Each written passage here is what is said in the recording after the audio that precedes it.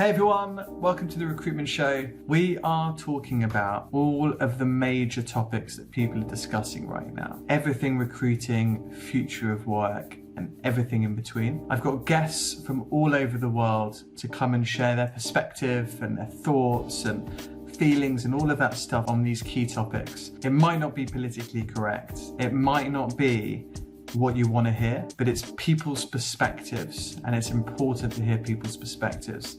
I love storytelling, and I think one story can illuminate a million more and really increase our understanding of these topics. So sit back, whether you're watching live or after, grab a drink, take a seat, and enjoy. Awesome. That's it. Live. That's it. Live. Virginia, thank you so much for joining me. Love it. Lovely to be here. Love it. But we're talking about American politics. Yeah, just a bit of it.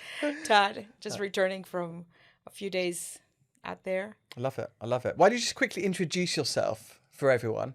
Just set some context, and then we can talk about recruiting, TA, AI, all of that stuff. Wonderful. Well, All thank right. you for having me. Pleasure. I'm Virginia Tirado, and I have been, we were talking about this, right? I've lived half my life in the US and the other half here in the UK. So I do go back and forth a bit.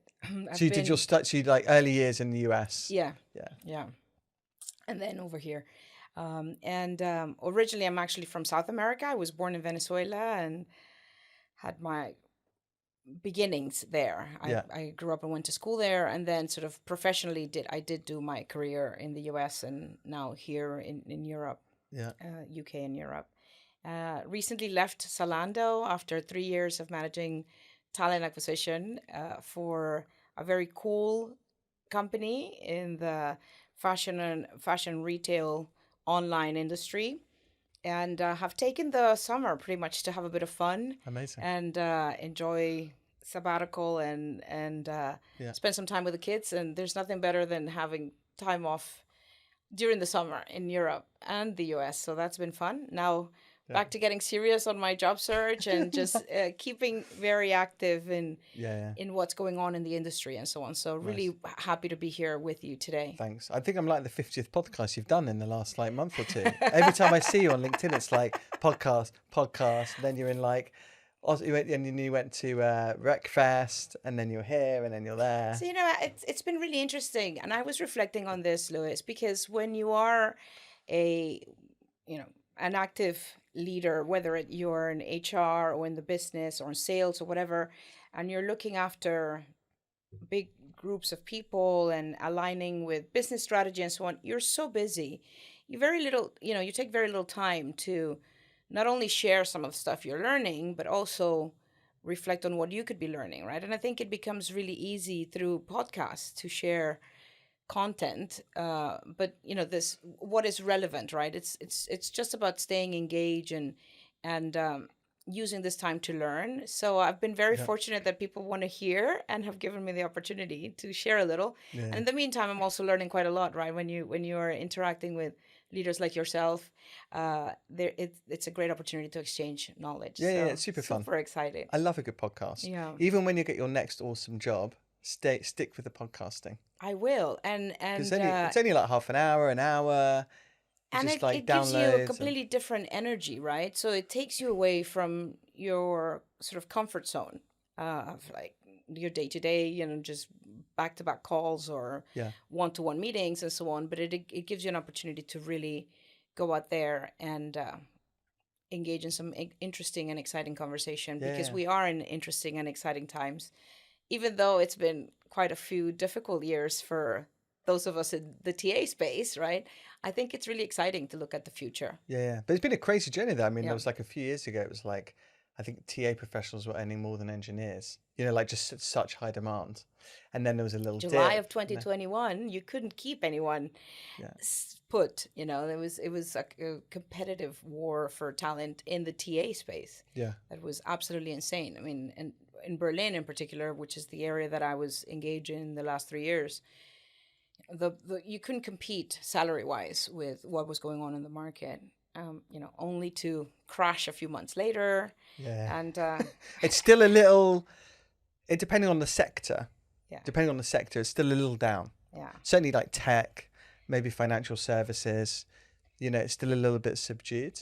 Google made like another 300, I think, TA people redundant. And unfortunately, I've got a few friends that have been impacted by that, and then you see Salesforce saying they're going to go hire 3,000 people.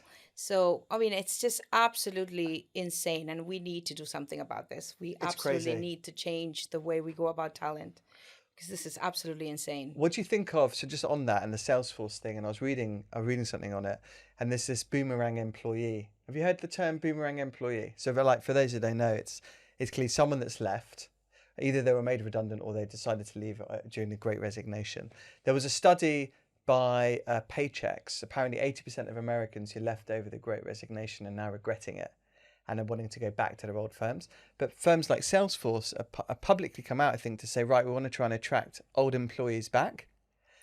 It's not unusual. I mean, I worked for Amazon for a number of years, and we would actually target boomerang employees. So people that left after a couple of years, if you think about it, they've gone out there, they've seen that the grass is not always necessarily greener, but they've learned a few things while being out there. And if they do come back, it's obviously because they believe, that they can continue to add value and they're in the right place, right? Yeah. So there's a lot of value into that. But I think that What about the people that got made redundant? I think that that's the bit that is a bit scary. It depends on how people are treated. I mean, if you hear some of the horror stories we have heard over the last couple of quarters, and more than quarters, right, than a couple, right? Maybe a year and a half, you've seen what's been happening. This is why it's so important, right, that you do manage that employee experience completely, in the same way you would do with candidates, looking at your own employer brand. Yeah. So it looks like, from what I'm hearing now with the Google employees, I mean, they learned a few lessons. So folks are now, are getting proper consultations. They're getting, right. They're getting warnings ahead of time instead of just showing up and not having an email. Although, I read this morning someone that got impacted by Google after 12 years while on maternity leave with a 10-month-old baby. So it's still quite insane. What was that? What was the home website? The guy made people redundant over Zoom. Do you remember? We did a little video. With Better Homes. Yes. Was it Better Homes? Better Homes. Yeah. Better Homes. Yeah. And the guy did his Zoom camera was pointed down, and he was like, "Hey, if you're on the Zoom, you're out," kind of thing. I mean, dreadful, right? Well, I've heard some experiences of friends at Amazon, after more than 10 years, with these ongoing conversations where teams after teams are being made redundant. But if you're in the leadership or so on, you don't know, depending on who gets what invite and so on. But for months, going through all of that for 3 months, you can't really imagine the stress and anxiety that people go through. So I used to remember, when I worked for Oracle many years ago, having a conversation with an HRD that will say, it's like, if somebody told you you're going to lose a limb and they don't tell you exactly which one or what part or when, can you imagine not knowing if you're losing a fingernail or, your entire arm or wrist? Yeah. Just it's similar to just letting people know, you have this bad news looming over you.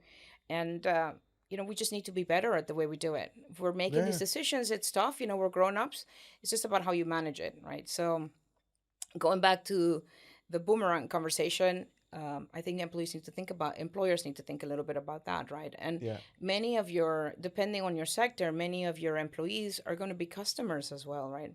So if you mistreat them, would they be actually not only, using your brand, but actually as a customer? What are they, what are they going to say? So it's important. Treat your, what was the quote? This is not my own quote, although it's a cool quote. It's treat your employees like your best customer, something, and then everything else will take care of itself. It's so easy to just forget, isn't it? I guess if you're in, an Amazon and you've got to get, cut 1,000 people or something, and it's very transactional, isn't it? But we're people. We remember how others make us feel. But what's interesting, I think, if you go back to a few years ago, certainly in tech, people get so caught up in the you're going to get shares and equity, and we're valued at whatever billion, and you get kind of caught up and attracted. And it's going to be interesting to see if people remember how these firms made them feel when they got rid of them Yeah. or treated them badly, or actually they don't really care. They want the paycheck. They've kind of got like hardened by, well, you're treating me bad. I'm just going to come. I'm just going to take the money. And when something better comes, I'm off. I think that it also depends where in your career you're at, right? And what I think we learn from experiences as we grow. And I think that, each decade comes with their own learnings, right? So Yeah. when you are young and good at what you do and you have options, people may not think too much about going back. If the money is good, that's what, they're after, and earnings is what they focus on. That's great, but I think that as you grow in your career, it's really important to understand, what really makes you happy, and in these markets, just taking the risk about where do you want to be, right? And I think we've seen more than anything else after COVID, people would not talk about their mental health the way we do today, and we weren't aware about how the life in the workplace can have such a significant impact. Yeah. I think. It would have been one of your podcasts. I'm not sure right now, but talking about the return on investment, right, from your work life, where you spend so much of your time, Yeah. right, and when you really think about the hours of your day or the percentage of your life, it better be worth it. Well, you spend way more time with colleagues, whether you're virtual, digital, like just whatever, right? But you're investing so much time. I think, we're going to be working until we're like 70, 80, maybe you never even stop. So it's important to enjoy it, right? But the other thing is that everyone talks about the importance of being happy at work, but not everyone's able to find it, right? Like it's quite a lot of pressure, I think sometimes. And some people, they just do it for the paycheck. Others want to integrate work and life, and they're more, like they're open to it. Because, everyone talks about bringing your authentic self to work, but not everyone wants to. And I don't Some know people do, how some many people times, you actually end up being in a place where being yourself openly, where people mean what they say, right? That being yourself, won't cost you at some point, right? Well, I mean, to your original, we were talking about, we touched on politics early right on, and the difference between America being very polarized and stuff. And in the UK, there's still some polarization, but I don't think it's anywhere near the same.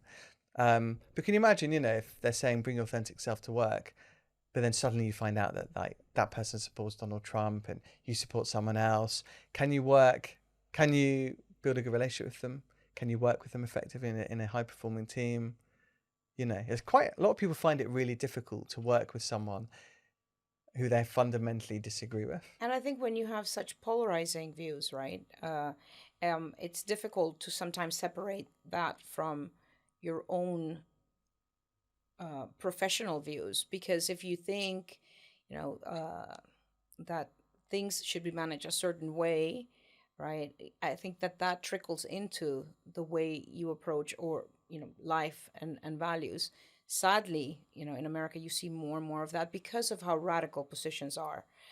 There's no middle of the road where you can find some agreement. But right? do you think though that most people there actually are kind of pretty middle, like just generally in their views? Because you hear a lot online and all this, obviously, like of the extreme stuff. That's the stuff that always gets like publicity. But like if you speak to like just the average person, are they pretty okay? You support them, I support them. I think what I have experienced, Lewis, is that, for example, I've just spent the last 10 days in America, and I've been to LA, I've been to Austin, I've been to Nashville.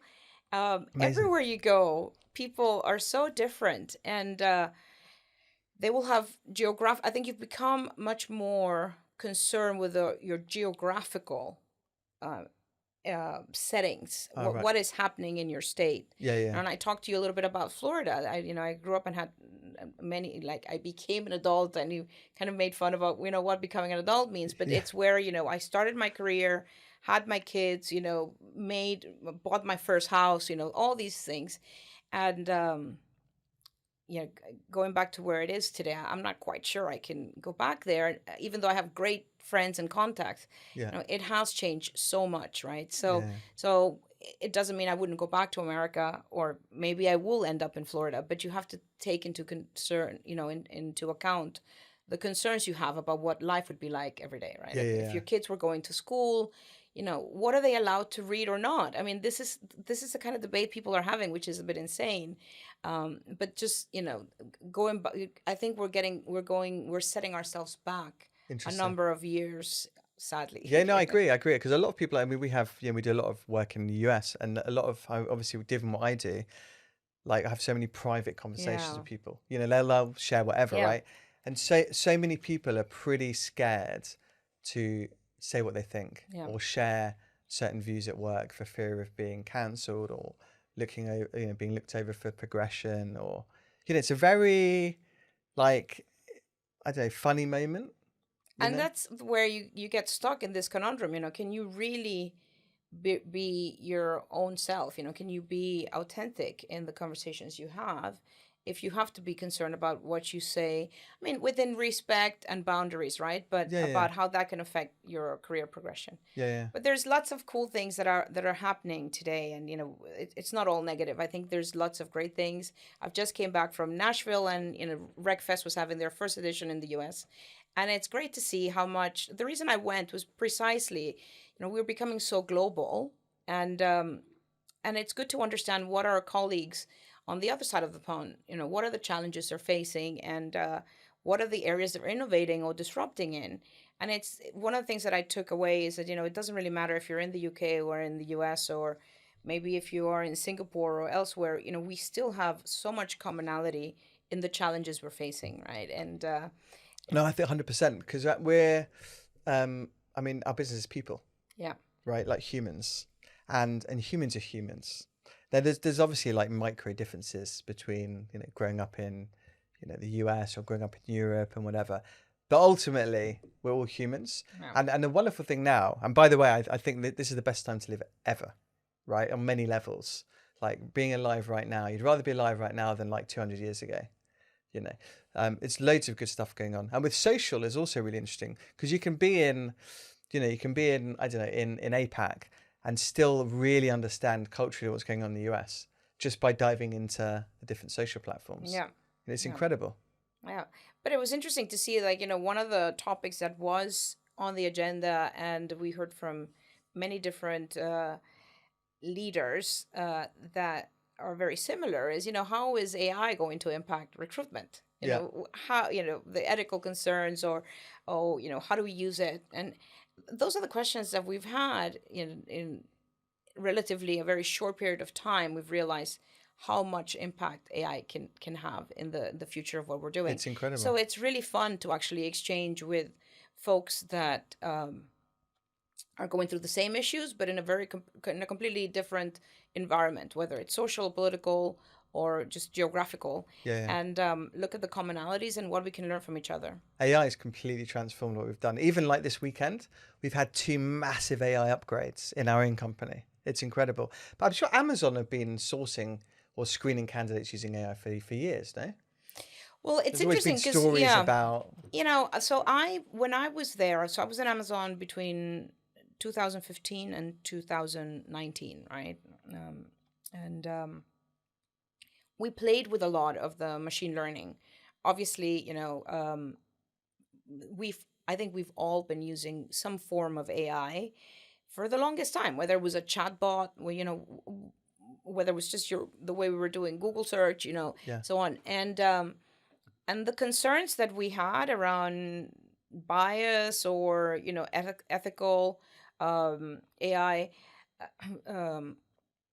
have been there in the recruitment process, regardless of whether you use AI or not. Yeah, I mean, always. if you think about tech, and if you think about just your hiring managers, how you Humans, as humans, right? And it's just whether we, a lot of people hate the word unconscious bias, but whether we are aware of it or not, there's always been biases, right? So I think early on, Amazon would have done a really good job, because they were very concern that they would be recruiting in scale and in masses, and if there were issues that were coming up, they would notice it early on or be aware of it. They will do something about it. Yeah. And I think one thing that Amazon has, and it's something that I've taken away, and it's been great in my culture assimilation working in tech. It is that they do look at everyone as a customer, and being the most centric customer organization in the world, which is the biggest ambition that Jeff Bezos and the Amazon culture, goes after. It really is about understanding, how early on you treat candidates. I mean, look, I think the AI stuff's amazing. I mean, there's always going to be bias, but then what does bias mean? You can be biased towards anything. Yeah. Towards or what, and also we're human. Yeah. And I think there's always going to be it, and you're never going to get away from it. And also with recruiting, you have to select. You have to have a bias towards something at some point, right?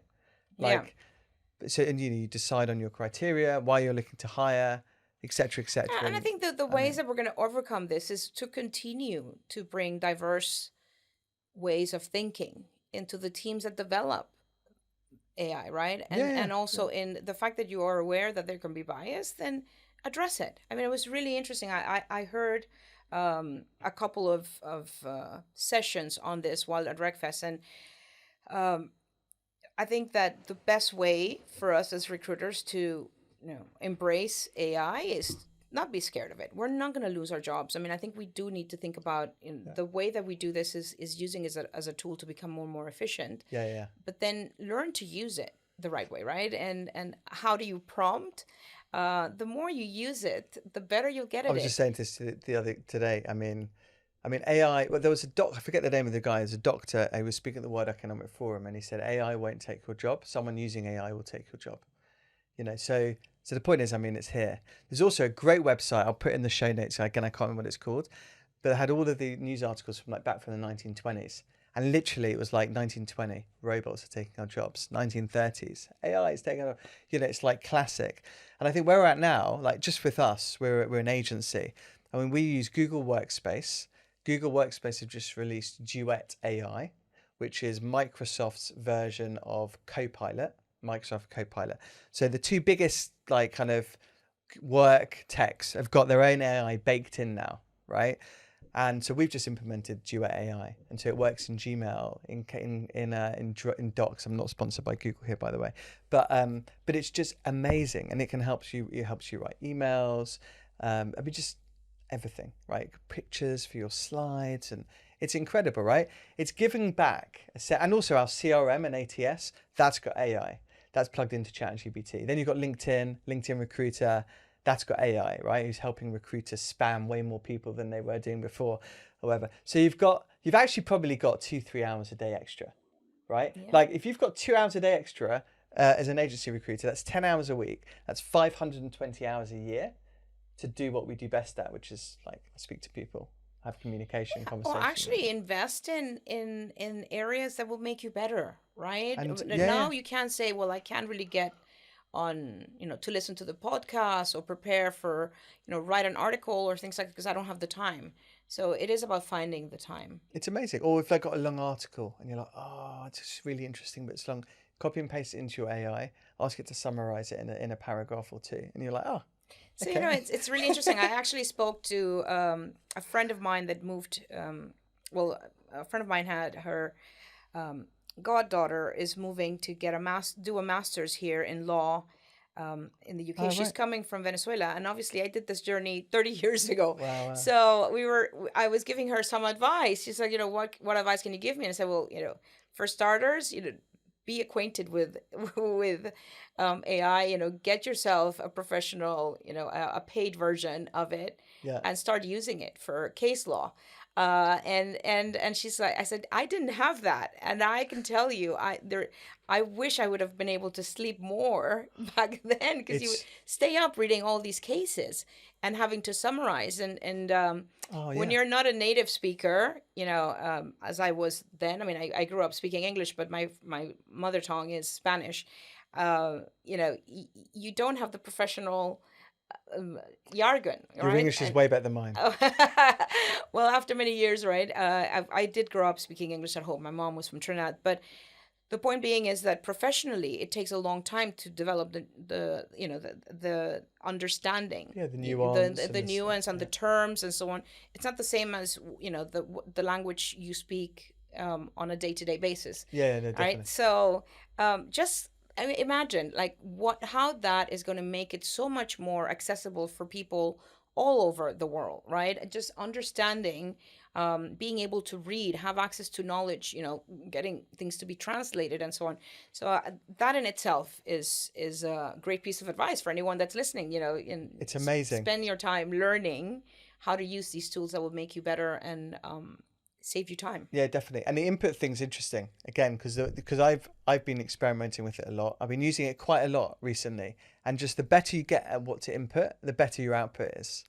Because to start with, you just put something basic in, like write me an email for something or other, and then you start to learn that actually if you input a little bit more, you can get a bit more out.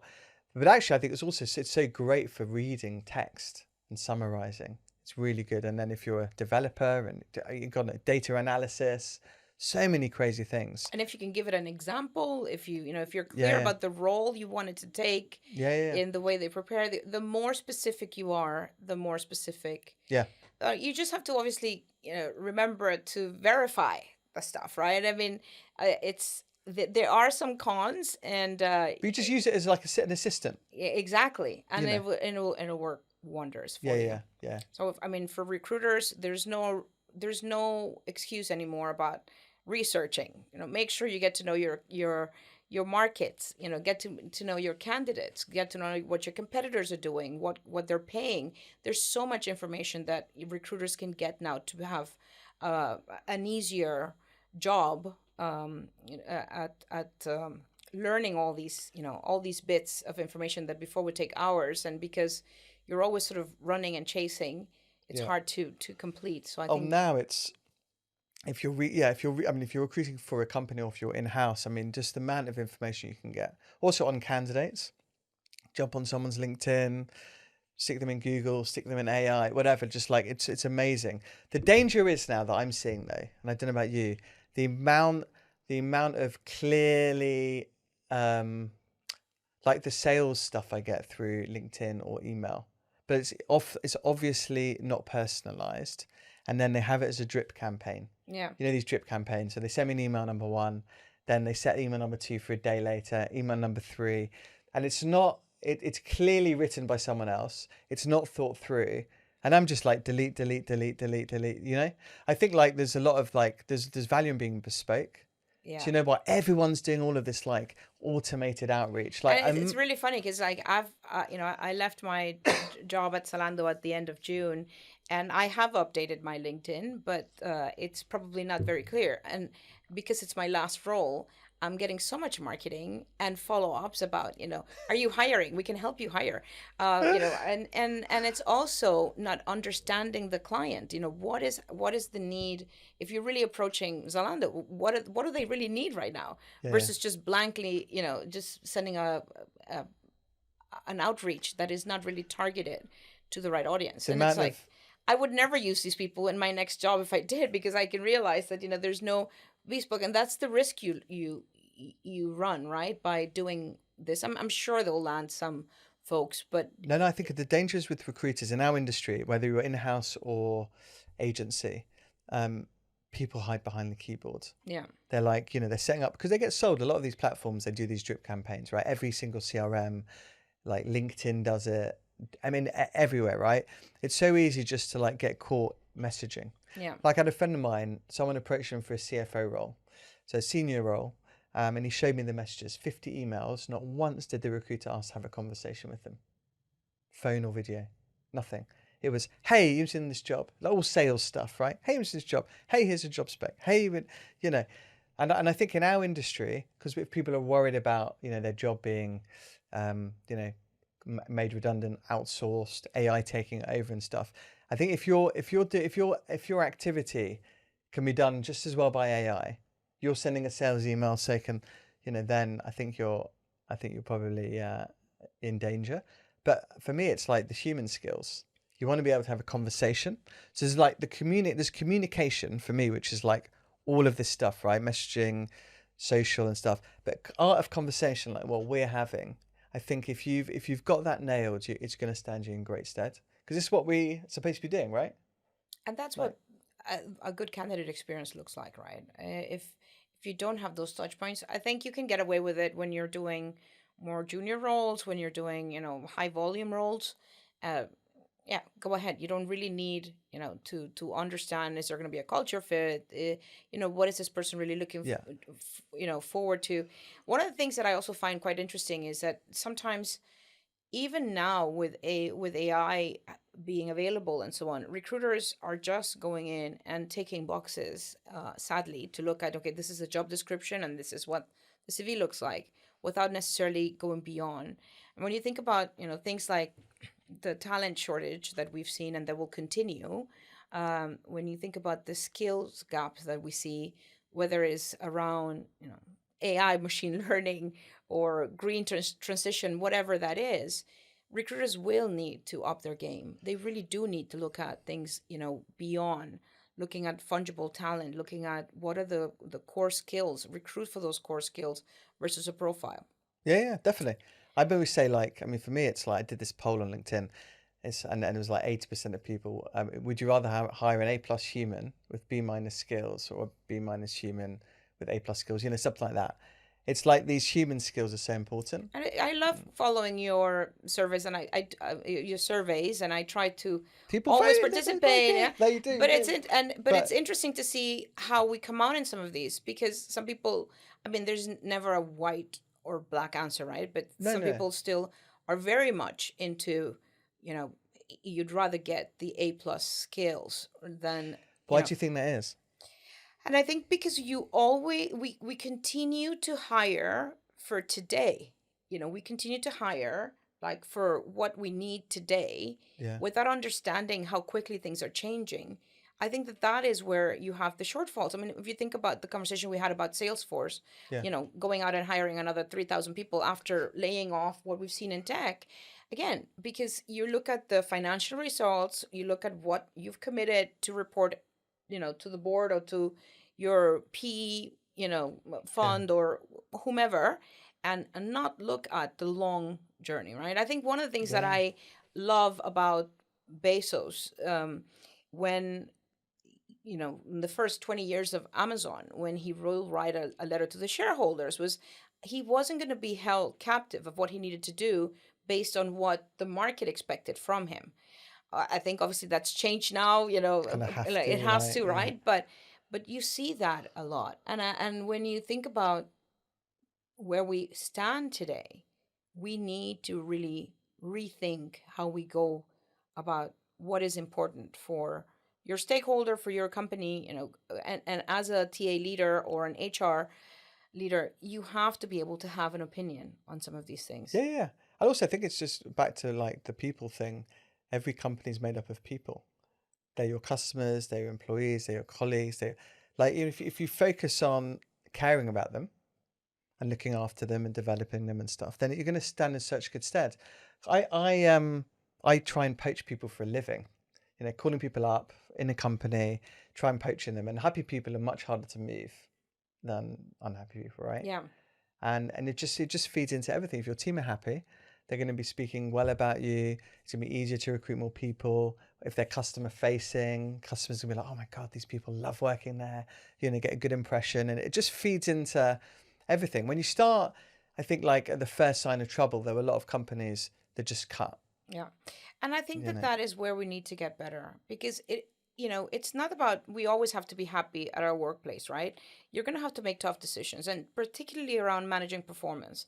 I think it's not about thinking about your team as this one big happy family, and you have to take care of everyone. I think you really do need to find the right balance and treat yeah, people with respect and make sure you invest. So you shouldn't have a performance conversation once every 6 months and then have people surprised about the fact that they were a bad fit or they weren't doing a great job, right? But when you say, it's much harder to move people that are happy, you know, I think that reflects the company they're working in, so many things that are really important. So when you yeah. have a strong employer brand, that will reflect you And know, if you feel part of it. and if you feel part of the Yeah. company, if you feel included, if you feel you're adding value, if you feel you're recognized, because you might be doing a great job, but if nobody's telling you that, right? And it's much easier to actually bring in people from the outside than figuring out how to promote or how to upskill your folks. Yeah. I think that,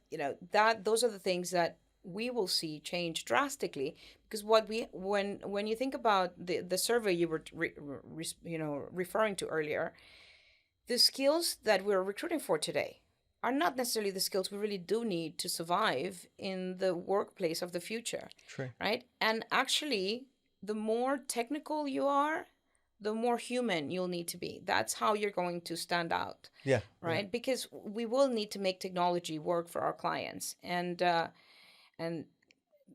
efficient AI doesn't necessarily mean that is the AI that will design the products for your customer base, right? Because what does that efficiency mean, right? And how you go about it. So I think that we do need to get better about how we balance within our industry.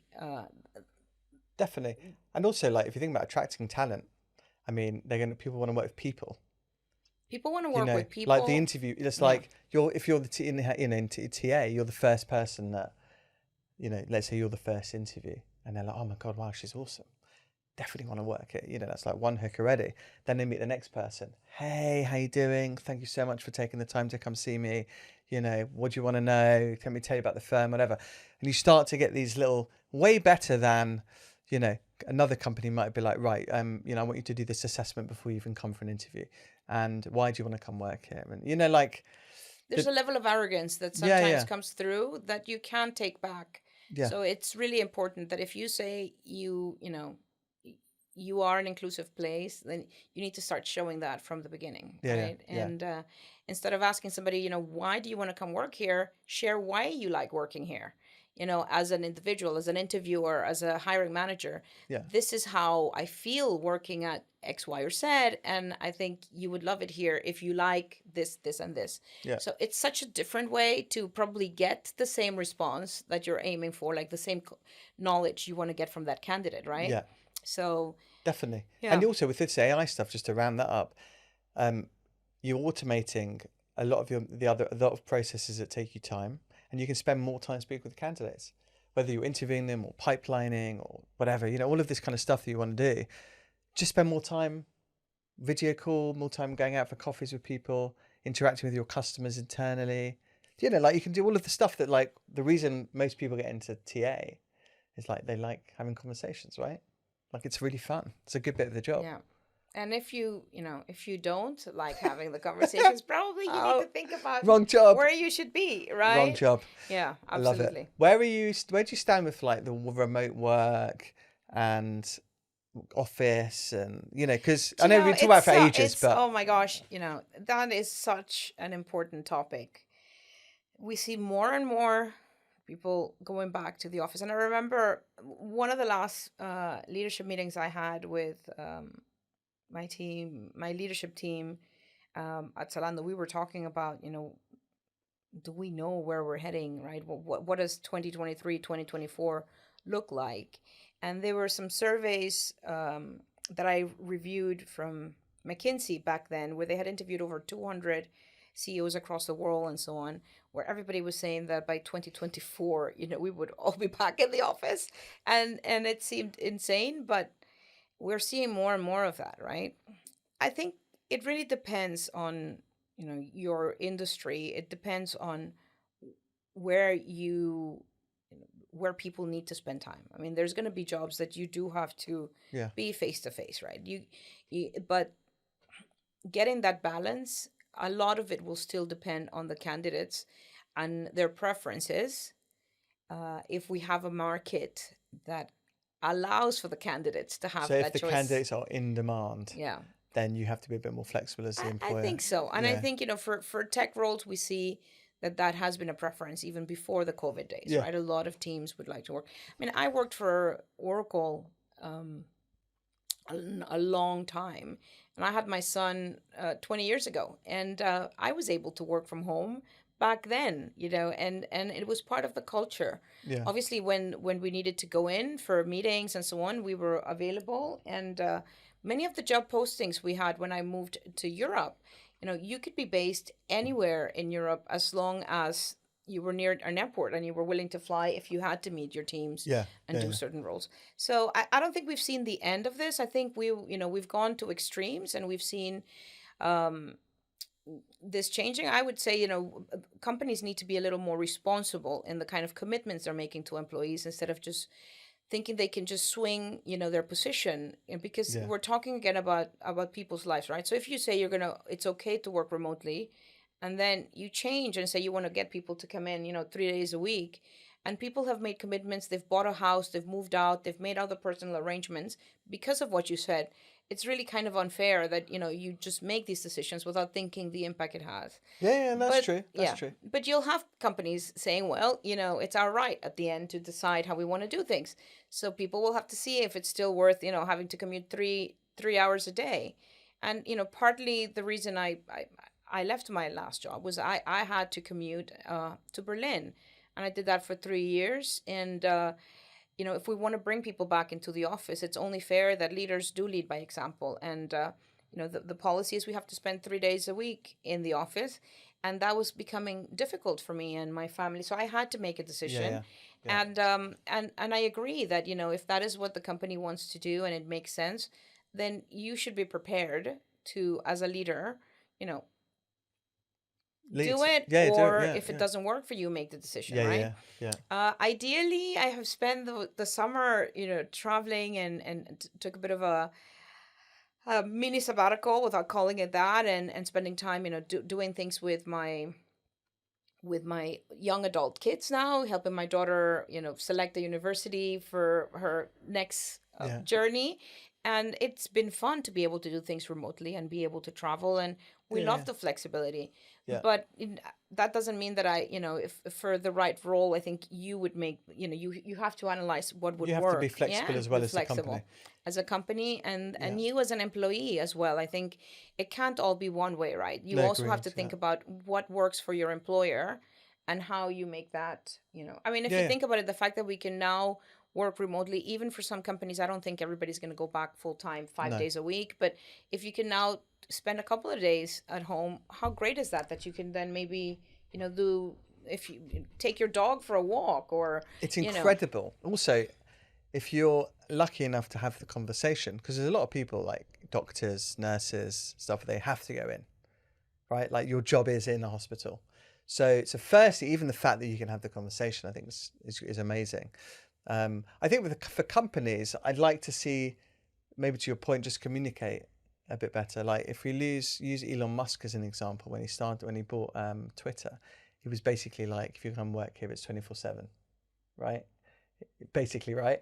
And so, or even like a bank is a good example. Like you kind of know broadly, if you go into an investment bank, you're kind of working a lot, right? Like it's long hours and probably in the office and stuff. So, but the good thing there is that you know what you're getting yourself in for. So I think if you over communicate or communicate properly as a company, at least then when you're hiring people, they know what they're getting themselves in for. I think the problems come where someone joins and they thought it was this and it's actually that. I agree. But even going back to the Elon Musk example, right? I think that that's where HR leaders need to step in, right? Because if you do expect that everybody works 24/7, I mean, I know it's radical. It's not going to be that, right? Yeah. I've worked for American companies for all of my life, and I loved it. I mean, I was a lawyer for Oracle in the beginning of my career, and the most exciting time was the end of the quarter, where we would have to, negotiate agreements, and I would be in Argentina helping the team send out a proposal that needed to get in by a deadline, and we'd be working till 2 a.m, and thank goodness for Argentina, you can actually go get a meal at 2 a.m. after you're done, right? But that wouldn't happen here. But anyway, the point being that if you, yeah, you'll be surprised. Nashville's Kitchen closes at 10. Terrible. But anyway, the point is that how are you expecting to bring diverse talent? I mean, do you expect women to not have kids and or never see their kids? Do you still value the fact that you should have diverse talent, especially if you're going to develop technology that will be used by women and others, right? So I think that it's okay to be clear about what you want, but let's be realistic and let's make sure that we also do not step ourselves back where we've made advance, right? When we've made progress.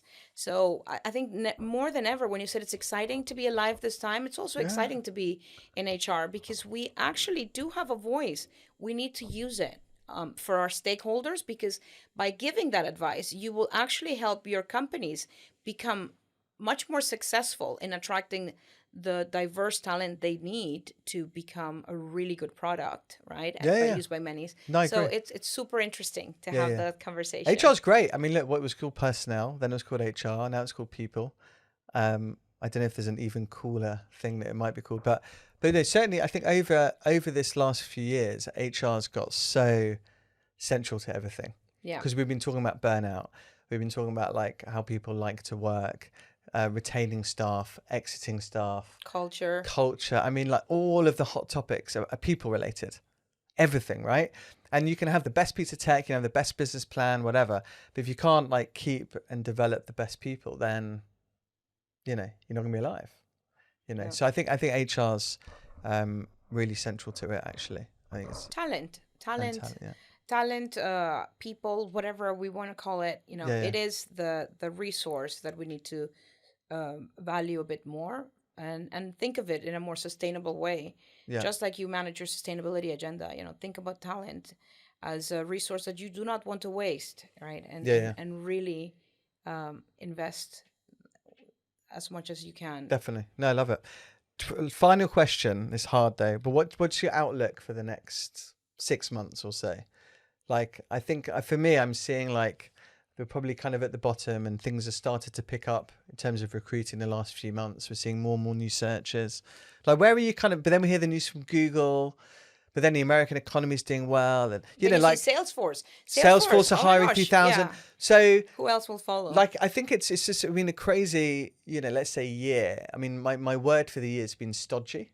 You know, like this, because like we span a few different industries and some have just been hiring, some haven't, some have, some haven't. And then you got great news in the papers, and then obviously they prefer to print negative news and you spin more negative. Like, what do you kind of think the next? So I would say that, you know, we have to be hopeful because these things go in cycle, right? And this is why I decided to take the summer off. It's like, why bother trying to find a job during the summer? But if we don't pick up now, we're not going to be ready for the things we need to be doing, right, in the next year.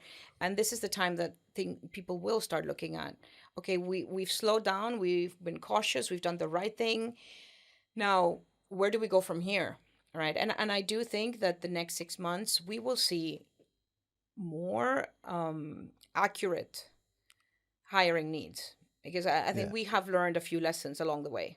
We have, right? And I think that the kind of the boom bust height. Yeah. I think we will. This is not sustainable. And you know, I've read so many articles, and I've actually shared with many of my leaders. It's like, when you do these layoffs, you know, there's so much research to show that within 3 years, you would have been exactly where you were. You didn't really save anything because you will have to hire people and invest in onboarding and so on. So I think, you know, AI and green transition will be key in what comes next. Yeah. And companies aren't necessarily ready for many of these bits, right? And we'll see more. I mean, I enjoy reading the future of jobs from the World Economic Forum.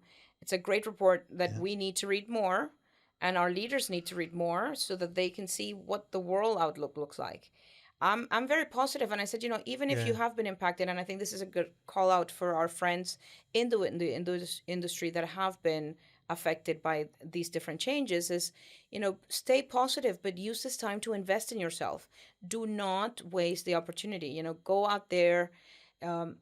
Learn about AI. How do you become a really great recruiter using AI? And what does this mean? And what value can you add? So when you go into those interviews, you can already talk about what you've been doing. Use this time to mentor or coach others, or be mentored or coached by others. It is a great opportunity. I know we have to pay our bills. I know it's difficult to sometimes think about uncertainties, what this means, but there's always a great job for great people out there. And, know your value. I love that, right? 100%. Know your worth. Know your worth. And if you are not clear, take this time to become clear on your worth. And it'll get better. I mean, and then on the plus side, Christmas is right around the corner. So, we'll see some lovely lights and some Christmas parties coming around. So there's always something positive to look at. I think I love that. Because all you can do is focus on what you can control. Yeah. Right. Which is the learning, staying up to date with stuff, networking, teaching, events, listening to, just there's so many amazing things you can do.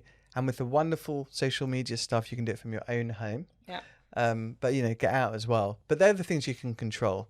There's also, we're coming to the end of the year, right? So like a lot of people's budgets are done, so maybe January we might see a little, like there's some stuff, people will hear about their bonuses towards the end of the year, depending on the industry and stuff.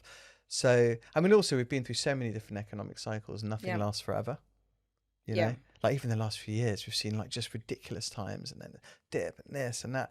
So it just, stay positive, keep the networking going. And you'll get some stuff, Absolutely. Like I think it's a good moment. I'm a complete optimist. So, I would say I'm also grateful for folks like you, like Jamie Leonard, like Hong Lee, all these folks that are out there doing stuff for the community. So those of us that may be needing an opportunity to engage, to network or so on, there's lots of people out there that want to help. Yeah. So reach out, if you've got a friend that has a podcast and wants to have you on it, say yes. Absolutely. And don't be scared to ask for help, because there's so many people out there. I have had, so many people come into my life in the last, year that I didn't know before, and they don't know me, but they know I may have something to say and so on. And they've wanted to engage and ask, how can I help? And I think that this is the opportunity for you to not be shy. There's lots of people out there. So continue to network, continue to, stay positive and do stuff that will keep you happy. 100%. Say yes more. Say yes. Just more. say yes. Yes. Do you want to meet up? Yes. The magic of yes. The power of yes, right? There's so much good stuff that follows from just saying yes. 100%. And also you'll find that most people, if you want, drop them a note, ask them for a coffee, most people are going to say yes. And it's okay if somebody says no. But don't let that no stop you from reaching out. Exactly. When we're recruiting, most time we hear no. Yeah. So you're used to it anyway. And then you're going to get those nice yeses, you have a good chat, and you never know what comes off it. So it's great. Well, thank you for saying yes to coming on this podcast. Thank you for having me. It's been Pleasure. Wonderful. I really appreciate it. And thanks for all the insights. Wonderful. Thank you. Thank you so much for watching. Hope you enjoyed it. Please do not forget to subscribe in all the usual places: YouTube, Spotify, Apple Podcasts, anywhere you like to watch or listen to a podcast.